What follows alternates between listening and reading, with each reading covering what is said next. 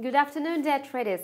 Hello and welcome to InstaForex Economic News channel with us, Takhmina Salomova and Anna Kasatkina. You're watching currency and commodity markets review over the past week. What trends predominated on the currency market last week? The US dollar was a leader, climbing against most major currencies. And what caused the greenback's uptrend? The US dollar rallied on Friday following strong labor market data. Now analysts see a chance of interest rates rising by 1% this year. Euro-dollar pair weakened to a low of 1.2417 from a pre-release level of 1.2493. Nevertheless, for the week, the shared currency managed to gain 35 points.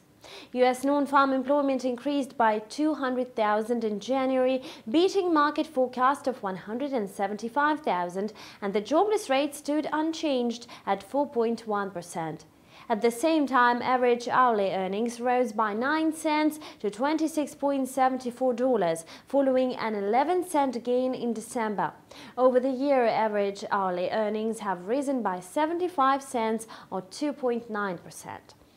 The pound sterling to US dollar pair fell to 1.4165 initially, but bottomed even lower at 1.4102 several hours later from a pre-release level of 1.4220. Over the week, the sterling lost 40 points. A separate statistical report showed that US factory orders also came out positive, adding 1.7%, also above market estimates. Meanwhile, the final reading of the consumer sentiment for January came in at 95.7, higher than previous month's figure of 94.4. Bitcoin's price dipped below $8,000 for the first time in 11 weeks in the midst of a broader cryptocurrency sell-off.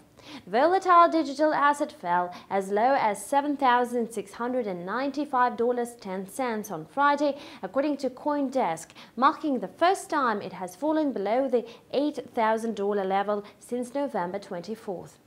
The price of Bitcoin recovered to $8,618 mid-Friday morning, New York time.